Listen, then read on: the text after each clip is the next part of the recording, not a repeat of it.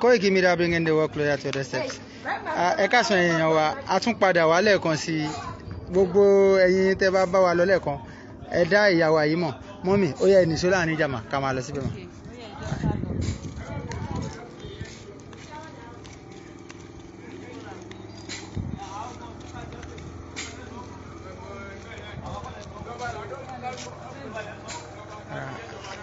Ẹ káàsán ma. Ẹ ra ma.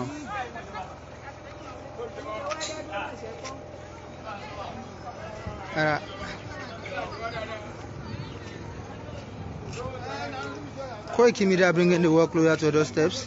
Today being the 17th of December 2023. Ẹ káàsán bàbá wa.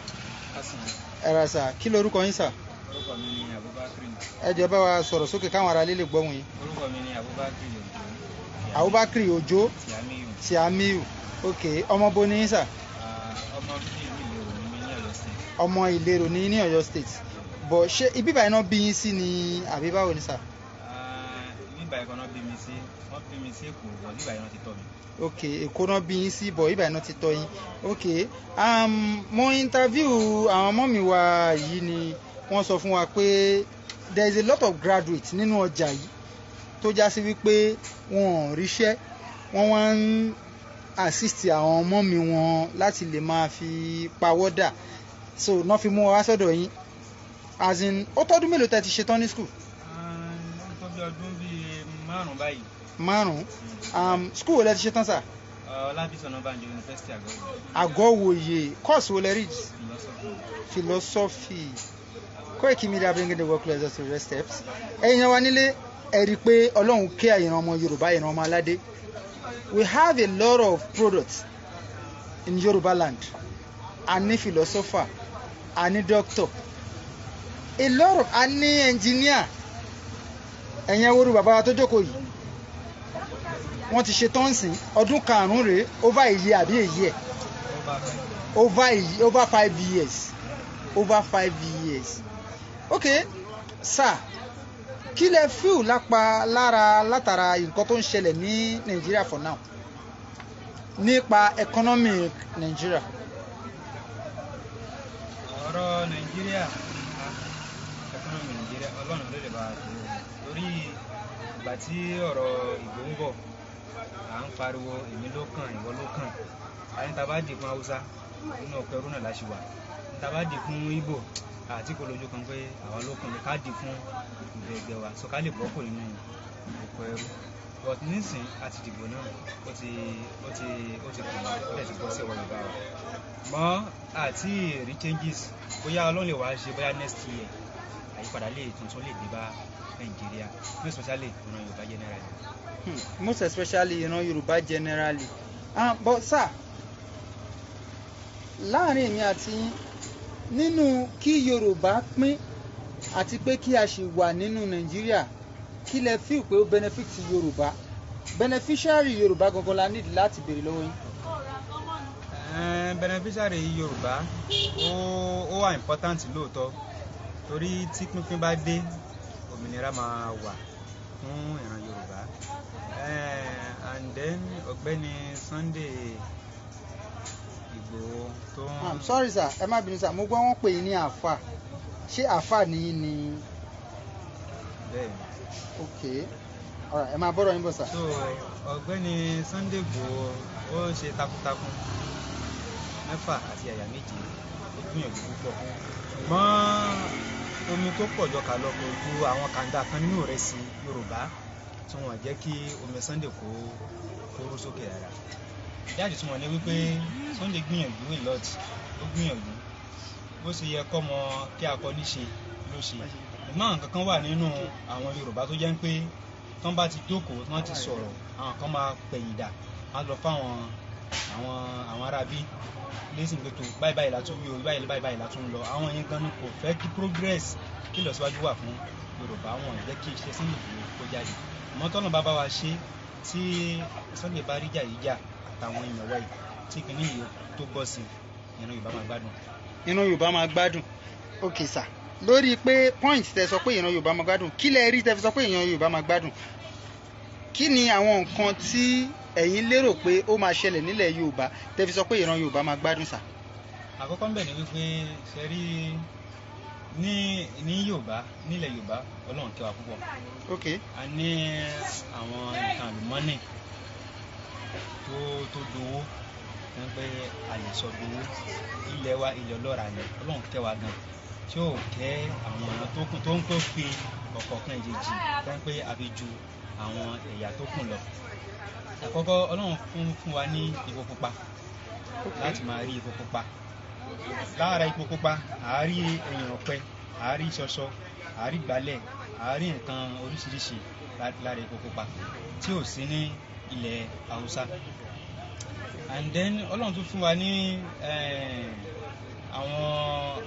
àwọn nǹkan bíi nǹkan eléso lóríṣiríṣi bí àgbàdo, bí iṣu, bí ìdòkí, bí pákí nǹkan. Lóòótọ́ àwọn tó kún náà ń ṣàgbẹ̀, ṣùgbọ́n ti ilẹ̀ Yorùbá ó tún lékan sí. Wọ́n pé tí a bá tún wá pín nǹkan yẹn á tó wa, á tún ṣẹ́kù. Ok, but nísìn lásìkò yìí pẹ̀lú nǹkan tó ń ṣẹlẹ̀ pẹ̀lú bí àwọn bòròró ṣe ń kó màálù wọnú oko fáwọn èèyàn wa, torí láìpẹ́ yìí la gbọ́ nǹkan tó ṣẹlẹ̀ ní Ìwérelé. Lẹ́yìn ìgbà yẹn a tún gbọ́ èyí tó ṣẹlẹ̀ ní area Ṣakí ti jẹ́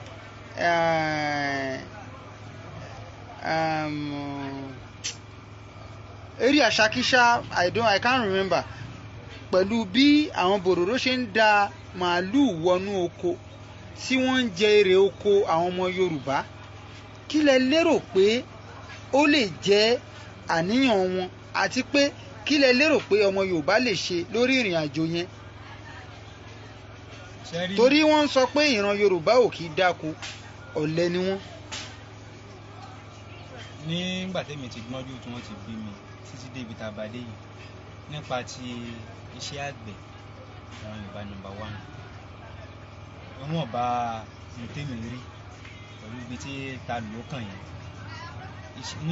Ní number 1 iṣẹ́ àgbẹ̀ àwọn Yorùbá mú ní òkúnkúndùn, táwọn bàbá mú ní òkúnkúndùn gan. Kódà iṣẹ́ àgbẹ̀ yẹn wọ́n fi rán ọmọ dé ìdéyàn kàwé dé láyé. Ìbá ṣiṣẹ́ ọwọ́ náà ni, so wọ́n fi ń yá, wọ́n fi ń rà, wọ́n fi ń ṣe nǹkan mèremère tí wọ́n fi ń dára.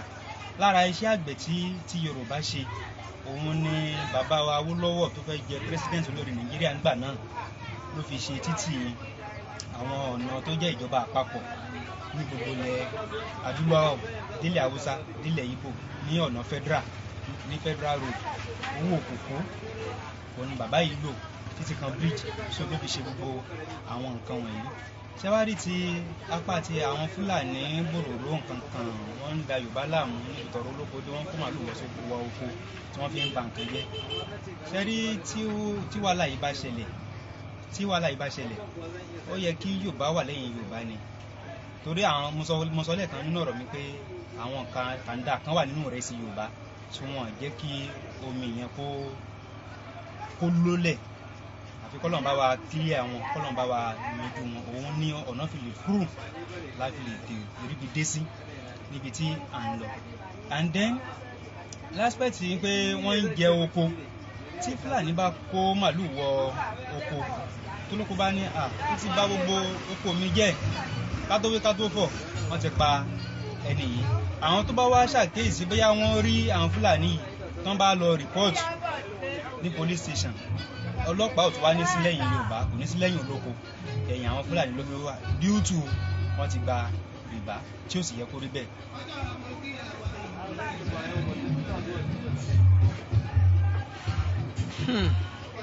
Nítorí pé wọ́n ti gba rìbá ni ò jẹ́ kí wọ́n lè sọ̀rọ̀ síbi tọ́rọ̀ wà. Ok, ẹ sà, kí lẹ wá lérò pé ìran ọmọ Yorùbá, ìran ọmọ aládé lè ṣe tí a lè fi kó lóko ẹrú? Ohun tá lè ṣe pọ̀, ohun tá sì lè ṣe jù wà. Àkọ́kọ́ ohun tá lè ṣe bẹ́ẹ̀ ni wípé ká bẹ Ọlọ́run, ká dẹ̀ gbà fún àwọn láṣáájú rere. Ọlọ́run ló mọ èèyàn rí, Ọlọ́run ló sì mọ àníyàn kálukú. Tẹ́mi bá lérò pé kíní ó ṣe yẹ kó rí ni, tó bá rí báyìí á padà já síbi tá a fẹ́. Ẹnì kejì mi lè máa lérò pé kí nìkan tó ń sọ irọ́ ni, kò lè rí bẹ́ẹ̀. téèyàn méjì bá ti wà tá bá ti jọ jókòó tá bá ti jọ dámọ̀ràn àbí bá ti jọ sọ̀rọ̀ kan àti pẹ̀lú ọ̀rọ̀ yẹn àti fi tì síbì kan nínú wa náà ló ti fẹ́ lọ sọ̀rọ̀ lẹ́yìn pé báyìí lágbájá sọ báyìí nínú àwọn nǹkan yẹn kò lè jẹ́ ká lè tètè débi tí ká ń lọ torí tá bá fìmọ̀ ṣọ̀kan káwa unite káwa lójú kan ṣe ọ̀rọ̀ á tètè níyànjú á tètè mọ inú tó ti abẹ́dọ̀nù lásì. ok bọ́ sà inú mi dùn pẹ̀lú bẹ́ ṣe fún wa ní àkókò yín láti bá yín sọ̀rọ̀ yìí mo dẹ̀ gbọ́ nínú ọ̀rọ̀ yín lẹ́ẹ̀kan ẹni graduate ní lásìkò yìí ń sìn ní báyìí tí ẹ bá rí ọmọ Yorùbá tí wọ́n bá fún yín níṣẹ́ ṣé ẹ máa ráyè láti ṣe. a ṣe torí a ṣe ìdí àtìmọ̀ yìí pé ṣe rí iṣẹ́ rírí ó lọ́wọ́ connection àti lọ́wọ́ àwọn èèyàn ni mọ́tọ́nà bá kádàrá náà pé túrú ọmọ Yorùbá iṣẹ́ wa a ṣe. All right, thank you very much. Koikimedia bringing the work closer to other steps. Today being the 17th of December 2023. A wà ní ọ̀dọ̀ bàbá wa. Ẹ dárúkọ yín fún àwọn ará lílẹ̀ kan sí. Abubakar Tiamiyu Ojo. Abubakar Tiamiyu Ojo. All right, ẹ ṣé adúpẹ́ lọ́wọ́ yín sà. Bó bá ṣe ń lọ, a máa tún kàn sí yín. Lọ gbé machine ká lọ ká tún lọ sáàrin jà. Ẹ bá ní ṣiṣẹ́ mi.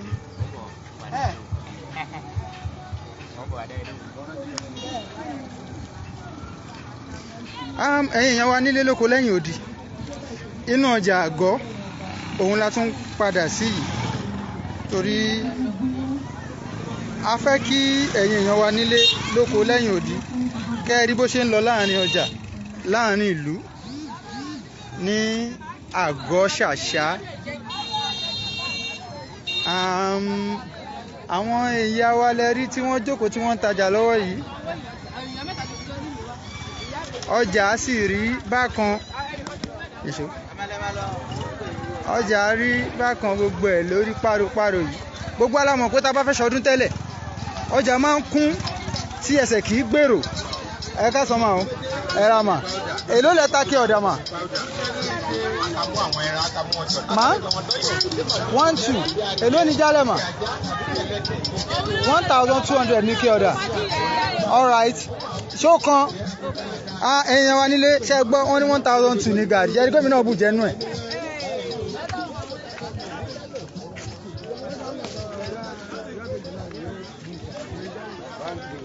èèyàn wa ẹ ká sọmọ mi wa èló lẹ́ ń ta kí ọ̀dà àgbàdo.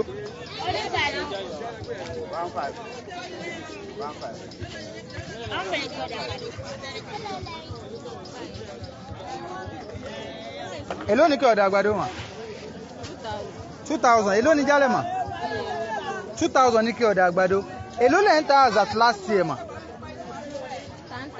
ní ọdún tó lọ èló lẹ́ ń ta ike ọ̀dà àgbàdo.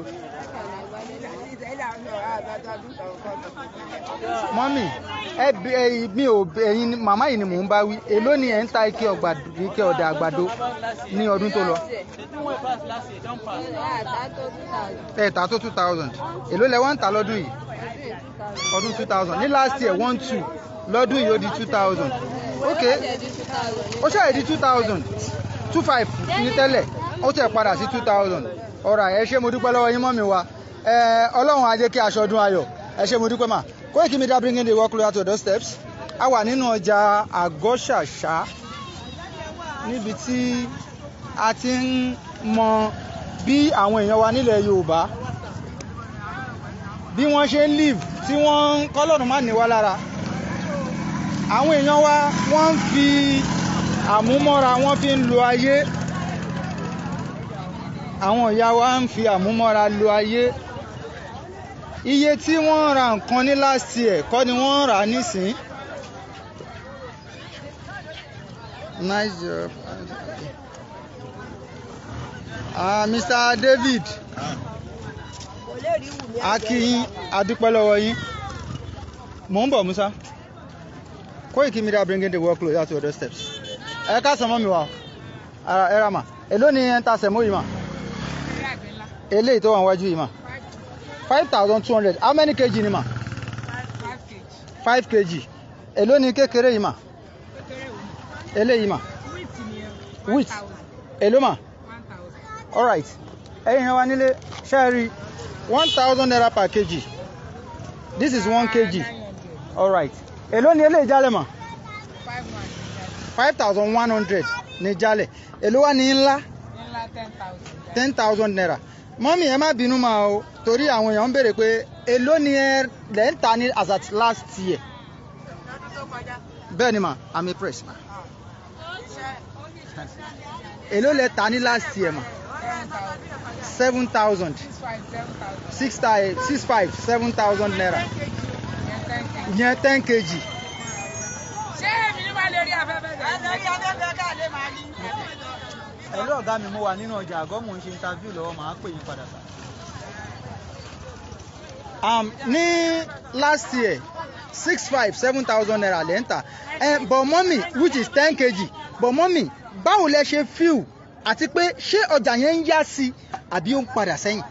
Ọjà yẹn padà sẹ́yìn ó ti wọ́n jù àwọn èèyàn ń sá fún price. Ok, ẹ jẹ́ kí n kúrò nínú òrùn kí n lè bá yín sọ̀rọ̀ mọ́. Koikimedia bringing the work closer to the steps. Ẹ̀yin wa nílé lẹ́kọ̀ọ́ Mr. Davis ẹlẹ́tí miss ilé tẹ́ bá wá sí Nàìjíríà ebi apá yín o. Ẹ ti gbọ́ ìtàn tàṣẹ̀ mọ́ ebi apá yín ẹnu yín á gùn.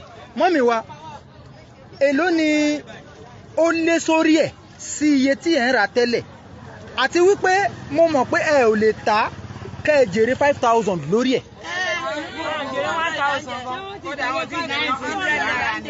100 naira 9,600 naira lẹ́ ń rà onímọ́tò máa gbé that's 200 naira ní owó tí ẹ fi ń tà á. Ok, ṣé ẹ̀ ń ta mẹ́wàá lójúmọ́? Yóò tẹ́ ìtẹ́yọ̀ kan látàárọ̀. Ẹ̀yin wa nílé àwọn mọ́mí wa láwọn tí tẹ́yọ̀ kan látàárọ̀ o. Owó dẹ̀ lẹ́ fi kó wá láti ilé wá sọ́jà. Ibo lẹ́ ń gbé mà?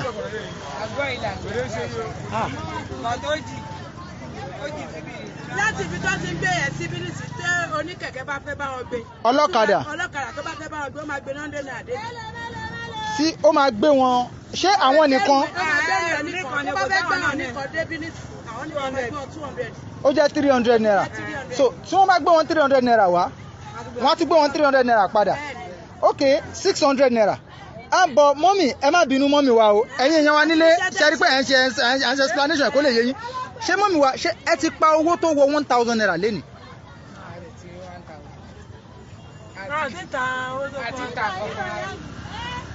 Ẹ tí ì pa owó tó wọ 1,000 naira. Gbàtọ́jà yẹn ti wọ́n jù wọ́n kàn ń sábú price yẹn ní àtàǹkan.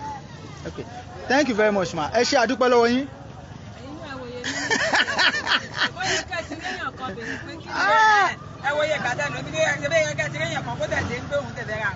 Mo ti lò ṣẹ́jú bíi mélòó kan bí lóòótọ́ èmi náà ti rẹ́ nìkan kankan bí lóòótọ́ ẹ má bínú àwa náà láti wáyé a máa bá yín rajà. Mọ́mì wa mo rí pé èrè oko ni ó wà ńlẹ̀ yìí ta ló ń ta kíní mà ẹ̀yin lẹ́ ń ta mà mọ́mì èló ni eléyìí mà 1,000 àwọn eléyìí ńkọ́ mà 200 200 làwọn eléyìí. Ṣé mi jókòó báyìí dá? Mọ́mì ẹ jókòó a kàn fẹ́ kí àwọn èèyàn wa kí wọ́n lè mọ̀ pé ìyà ń jẹ àwọn ìyá wa kò tún wá dáa káwọn èèyàn wa kí wọ́n tún kówó jọ páwọn lọ fi dáko kí wọ́n tún máa da ẹran wọnú ẹ̀ kó máa jẹ. Àwọn ìyá wa ìyàlẹ̀ ń jẹ èyí tẹ́ fi ń rán ọmọ ní skul tẹ́ fi rán wa ní skul kẹ́ tún wá rán wa ní skul tán ká tún máa wà ríṣẹ́ ṣe. Ṣé ìdùnnú ni kí n tó bí ọjọ́ orí mi ṣe tó ìkí tún máa gbó oúnjẹ lọ́wọ́ yín? So la fi wá sáà níjà kí ó lè yí àwọn èèyàn wa kí wọ́n lè mọ̀ pé ìyà ń jẹ àwọn èèyàn wa. Ó ti wọ́n ju ẹ̀rẹ́ èèyàn. Mọ́mì wa èló lẹ ta kíní 1,000 naira. Bọ̀ mọ́mì wa ẹ má bínú torí Ọlọ́run o tí wọ́n bá ń ná jálẹ̀jálẹ̀ èló lẹ ń ta mà 1,000 naira. Èló lẹ ń ra àpò ẹ̀? Àpò tẹ́lẹ̀ rí àpò láìsí 7,000 6,000 ẹ máa rà ní 18,000 naira. Ẹni pé mà come again. Tẹ́lẹ̀ 6,000 7,000 naira àpò ráìsì nísìnyí 18,000 naira àpò ráìsì nísìnyí. 18,000 naira àbí 1,800. 18,000 naira. 18,000. Kí ló dé abo jíjẹ́ mọ́mì wọ́n gbà tí mo ní 1,800. Àti ní 1,800. Àpò ráìsì ni o. Àpò ráìsì òun ni òun ni 18,000 báyìí èló dẹ̀ lẹ́ ń ra tẹ́lẹ̀ 7,000 7,000. 6,000 7,000 lọ́dún tó kọjá. Àwọn èèyàn wá ní kí ẹ̀yin ọmọ Yorùbá kẹ́ ẹ fọwọ́ bojú nítorí pé àwọn àgbàlagbà wa ti tà wá tán àwọn olórí wa ló ń fìyà jẹ wá. irú èyí tá a tà ní 1,000. ok ọdún tó kọjá ìwé ìṣàlẹ̀ 500.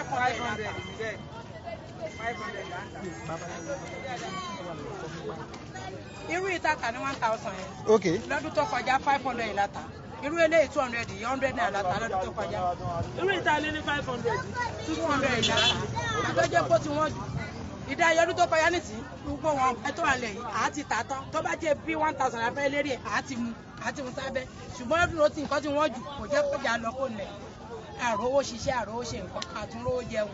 owó tá a fi ra aláìní ṣọ́ṣọ́yìn kókò bíi 4 ẹyọ̀kan la fi rà nísìn ẹyọ̀kan. bọ̀ mọ́mì ẹ má bínú kí àwọn èèyàn lè wọ̀n ọmọ mélòó lẹ bímọ. 4 pẹ̀lú nǹkan tẹ́ ń tà yìí náà wọ́n dẹ̀ máa jẹun máa lọ sí skul ọkọ yín kọ́ mà wọ́n wà ọkọ yín kọ́ ń boná wà ṣé ẹjọ́ ń gbé ni àbí wọn ò sí pẹ̀lú ibo làwọn wà wọ́n wà lẹ́kọ̀ọ́ wọn ń ṣiṣẹ́ ẹ̀yin yan wá nílé lóko Mr. Akeem Olúwadámiláre ẹni Nàìjíríà is dead gbogbo alámọ̀ pé Nàìjíríà ti kú Nàìjíríà ti kú ti pẹ́ ẹni pé mà. Nàìjíríà kú ó kú pátápátá. Nàìjíríà kú kò rẹ́ni jí. ẹni pé mà kí lẹ wí ìyá oní attachment kí lẹ wí mà. attachment 42,000 naira mo fi ṣe wẹ́n díẹ̀ yìí 82,000 naira. ebi ń pa wá ń bíbá yìí gan. ebi ń pa yín ní bíbá yìí. yes a dẹ̀ ní ọmọdé àwọn ọlọ́lẹ́wé. ok iṣẹ́ wo lẹ ń ṣe sà. bíríkìlà iṣẹ́ tá ń ṣe náà ni ẹ wò. ẹ ń gbẹ́. ọjà là ń ṣe fún wọn sí. olówó ni ẹni last year 500,000 kò tí wọ́n ní yẹ̀ yìí 200,000 ní last year olówó ni wá inú wa ń dùn yẹ̀ yìí 500,000 kò wọ́n ń rún. apẹ̀rẹ̀ kéde kan. à ń wo àwọn ìyá yẹn nínú oòrùn. wọ́n ti ta ọ ní 1,000 látara ọ. ẹ wo ewédú tó ń dì náà ẹ̀rẹ́ di. ok Koikimedia bringing the work closer to Doorstep today being the 17th of December 2023. Mọ́mì èló ni ẹ̀fọ́ eléyìí. eléyìí tó dàbí fún ejò yìí ẹ mú dání káwọn èèyàn wá nílé kan lè rí dáadáa. èló lẹ́kọ̀ọ́ mà mélòó lèèyàn fẹ́ ṣe eléyìí.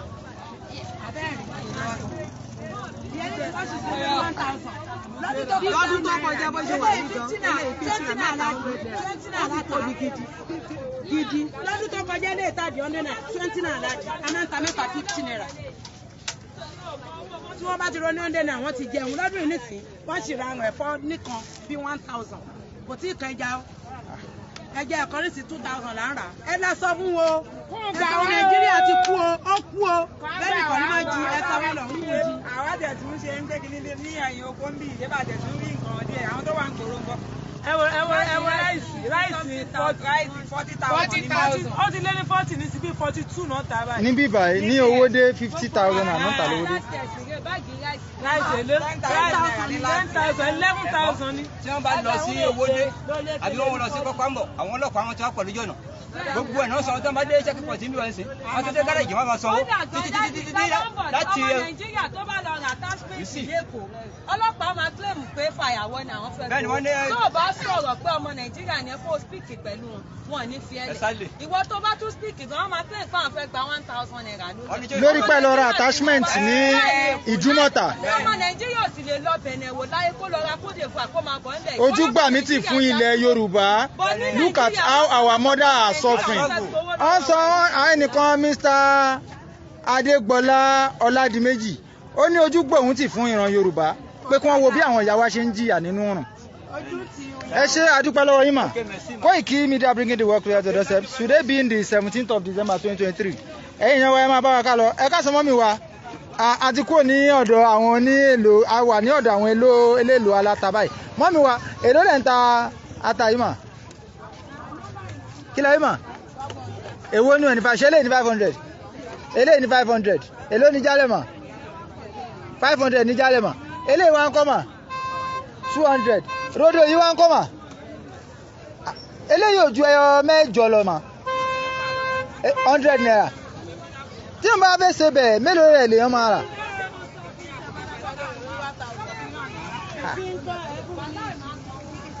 but mọ́mì as at last year kò lé tó yìí wàásù ní tẹ́lẹ̀ ó máa kún ke yìí.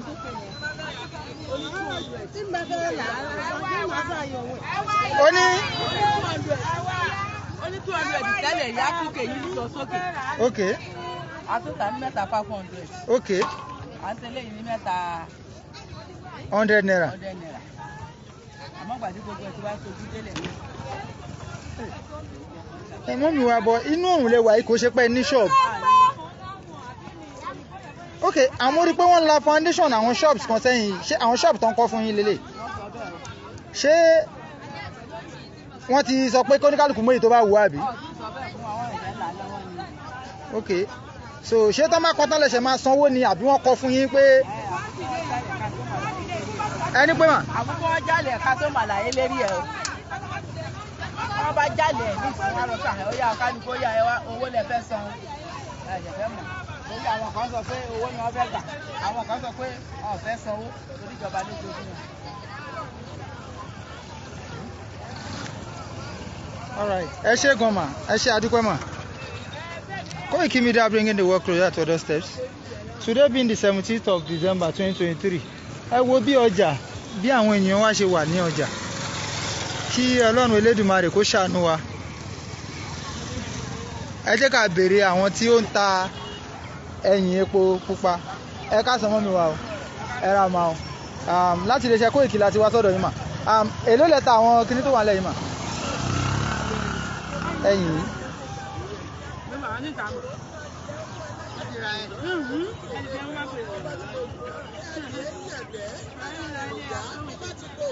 Ẹ káàsán sà, báwo lẹ yìí ta sà?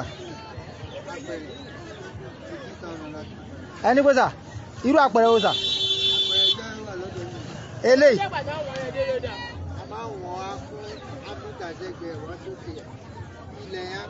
àpẹẹrẹ mẹ́rin ló máa wà nù ẹ̀. 15,000 ní àpẹẹrẹ kan ṣo. All right, èló ni ẹ̀ ń ta tẹ́lẹ̀ kó tó di pé bẹ̀rẹ̀ sí ní ta ní 15,000 báyìí? 13,000. That's 2,000 naira ní interest tó gorí ẹ̀. Ìgbà tí ọ̀rọ̀ epo wọlé. Okay, so sir, ẹ má bínú sá o pẹ̀lú ìbéèrè tí à ń béèrè lọ́wọ́ yín o. Pẹ̀lú gbogbo bí ẹ ṣe ń ta ẹyìn tẹ́ ń ṣe wàhálà yìí, mo mọ̀ pé ẹ rán ọmọ ní school. Kí ni àwọn ìlàkọjá tẹ́ ń là kọjá lásìkò yìí pẹ̀lú bí ìlú ṣe rí báyìí?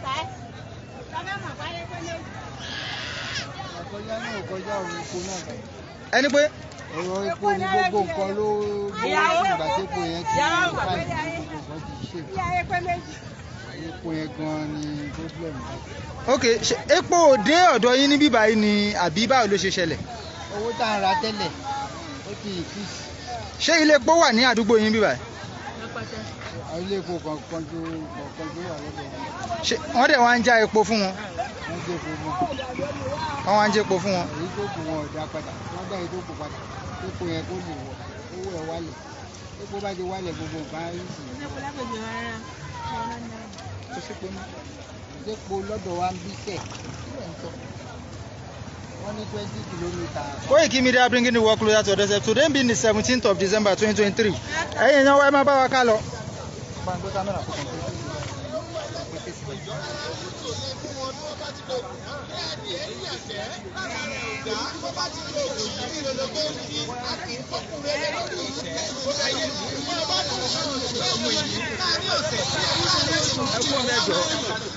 Good afternoon, everyone. Koikimedia bringing the work closer to Doorstep. Today being the 17th of December 2023. Ẹ ká sọ mọ́ mi wá. Ẹ ra mà. Ẹ jọ̀ọ́ mà. Ẹ bá wa dárúkọ yín fáwọn ará ilé kí wọ́n gbọ́ òun yín mà. Ẹ má bínú mọ́ mi wá. Kò sí nǹkan kan tó ṣẹlẹ̀ mà. Mo fẹ́ béèrè ọ̀rọ̀ lọ́wọ́ yín ni mọ́ mi wá. Sọ̀rọ̀ wọn tá a bá nílùú wa sọ fún wọn. Ààrẹ po nílùú ti wà yí kọjá. là ń jẹ nǹkan wọn. Bàbá ẹ wá sà, ẹ ra sà, ẹ sà, iṣẹ́ wo lẹ ń ṣe sà? àgbẹ̀ gidi ló ń wò yìí o. àgbẹ̀ ni mò ń gbé dé bọ́ọ̀dì bá mi bẹ̀ẹ́ léde. Àwọn èèyàn wá dẹ̀ sọ pé wọ́n ní ìran Yorùbá wọ́n ní a kì í dáko. èrò ni wọ́n ń pa ìgbà tí wọ́n bẹ̀ wá wò. ọba wọn náà ìbá fẹ́ nínú ọ̀rọ̀ yìí. èyí tí bàbá olóyìn sọ káàkiri sí i. Bàbá mọ́mí wa ẹ bá wa sọ̀rọ̀. bẹ́ẹ̀ ni gbogbo ẹ̀ ẹ bá wa sọ̀rọ̀. ìyá púpọ̀ la máa ń jẹ ká tó repo tábà ìdówó dé a lè repo sínú mọ́tò tàbí machine. tí ẹ bá tí ì lọ sí owó dé a lè repo sínú mọ́tò tàbí machine. ẹ bọ̀ mo bèèrè lọ bàbá lẹ́ẹ̀kan wọ́n ní pé ilé epo wà ládùúgbò yín bíbá. ilé epo wà rẹpẹtẹ ṣùgbọ́n wọ́n já epo fún wa ilé epo ẹ̀kan ló fún alágbọ̀n bí ṣùgbọ́n wọ́n jẹ́ kó sínú ẹ̀ ìkó kíá sì ní ìkó kíá ó dẹ̀ wà. how many kilometers sí bíbá yìí. kilomita náà ó sì jì púpọ̀ ó tó bí ìsọwọ́dé ò sí kò kíá yẹn. tí ẹ bá débẹ̀ ẹ lè repo rà. kò sí náà lọ́mọ fi lè já ní ìsìn ẹsẹ̀kẹsẹ̀ náà wàá mú tó àti pọ̀ jù nǹkan tó fún wa lọ kò sépo lọ́dọ̀ rárá. láì ṣe pure water. mọ̀nàjọ̀ kan wà gan. ó dàgbà tó bá jà gan ìkárí àwọn ní machine tó bá jà ìkárí onímọ́tò wọ́n bá jà àtẹ́jẹ́ ẹ̀kọ́ náà fún wa agbègbè àti amínísì èèyàn ti kọ̀.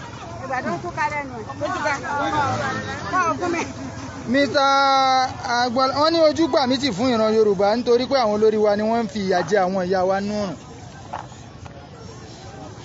ẹ̀yin ìyá wa Ọlọ́run Elédùmarè kò ní dà yín láàmú ẹ jèrè ọmọ iṣẹ́ tẹ́ ẹ bá fọwọ́ yín ṣe ẹ ní dààmú lórí ẹ̀ tẹ́ tó jẹ́ ẹ ṣe àdúpẹ́ lọ́wọ́ yín àmọ́ mọ́mí wa mo fẹ́ béèrè kan lọ́wọ́ yín ní ìgbà tí election ń bọ̀ ẹ dìbò abẹ́ ẹ dìbò. a dìbò ó lè ra jìyà ní òun gidi. ok mọ́mí wa ẹ má bínú mà ẹ gbowó abẹ́ ẹ gbowó. èmi ò gbowó o tá a gbowó ìjẹ́ tá a bá gbowó náà ìyá tá a bá jẹ́ náà láti ń jẹ ìdí ẹ̀ làkú fi gbowó.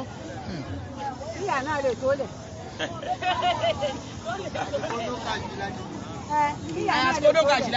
So this market can be scattered like this. God bless. Ẹni tó ń sọ̀rọ̀ yìí David Moshood Dégbohùn yìí Dégbọ̀hún ọmọ àdúgbò mi báyìí lẹ́nu yìí oníṣẹ́ ìyẹn ni pé ọjà yìí lè rí báyìí ni pé ọjà tó máa ń kún tẹ́lẹ̀ ni.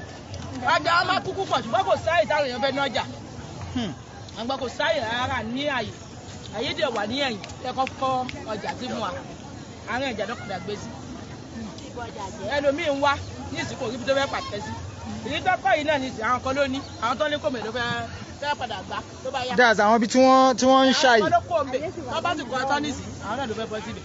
Àyè wà lẹ́yìn pátápátá kí wọ́n lè tún ṣe. Àyè tún wà tó máa fẹ́ kọ́sọ̀ fún àyè wà lẹ́yìn all right thank you very much.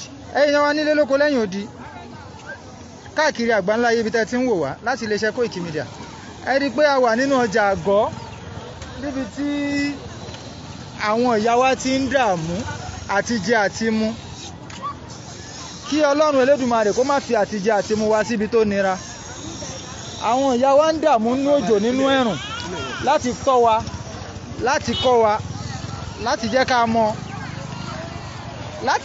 nǹkan tó ń ṣẹlẹ̀ nínú ìrìn àjò ayé kí Ọlọ́run Elédùmarè kó má dà wá láàmú mà ẹ ká sọ mọ́ mi wá ẹ ra mà báwo lè ṣe tàwọn àgbàdo yìí mà 100 naira wàsó ṣé eléyìí ò gba wàsó ni mà eléyìí ò gba wàsó ni mà mẹ́ta 200 ẹ̀yin yẹn wá nílé iṣẹ́ rí àgbàdo nígbà tí wọn ò jẹ́ kí àwọn àgbẹ̀ wa ráyè gbádùn ṣe ẹwò èyí tí wọ́n fẹ́ tà ní 100 naira ẹwò èyí tó ń tà ní wàsó tẹ́lẹ̀ eléyìí ò ju méjì wàsó lọ nísìnyí báyìí oní méjì wàsó ló ń tà lẹ́yọ̀ kan 100 naira èèyàn wa ẹ máa bá wa ká lọ ẹ ra mọ́ mi wá já wá mà o ẹ ra mọ̀. Koikimedia bringing the work closer to your doorstep.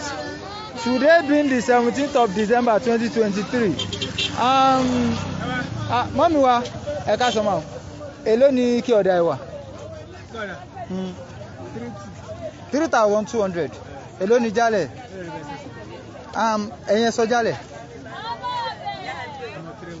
3,100 ok ẹ má bínú kí lórúkọ ẹ̀wà ilé nam drum ok as at 3 months ago èló lẹ́ ń tà. 3 months ago 3,500 nínú ẹ̀wà àti rice èwo ló wá wọ́n jù ń sìn. ẹ̀wà tí wọ́n ju rice lọ tẹ́lẹ̀ èèyàn kì í jẹ ẹ̀wà cheap ẹ̀wà cheap Koikimedia bringing the work closer to your steps. Èèyàn wa ṣe ti rí pé ìyà ń jẹ wá nílẹ̀ Yorùbá tẹ́lẹ̀ ẹ̀wà àwọn èèyàn wo ló ń jẹ èló ni ẹ̀ ń ta kọ́ọ̀pù yìí báyìí ń sìn báyìí 150 èló wà ní dìríkà 600. God bless you. Thank you very much, sir. You're welcome. Koikimedia bringing the work closer to Doorstep. Today being the 17th of December 2023. Èèyàn wa, ẹ wo bí ìrìn àjò ilẹ̀ Yorùbá ṣe rí. Ẹ wo bí ìrìn àjò ilẹ̀ Yorùbá ṣe rí. Ẹ gbọ́ bí bàbá wa kan ṣe sọ̀rọ̀ lẹ́ẹ̀kan, wọ́n ní ìran Yorùbá ń dáko. Nínú ká dáko ọ̀gá ni Yorùbá. Ẹ wá wo bó ṣe rí nísìn. Ẹ wo bí ọjà ṣe rí. So ẹ̀yin wa tó bá ṣe ń lọ àti máa fi tó yín létí Koikimedia bringing the work closer to Doorstep. Ẹ̀yin wa bá wa pín, ẹ bá wa share rẹ̀, ẹ follow wa Koikimedia. God bless everyone.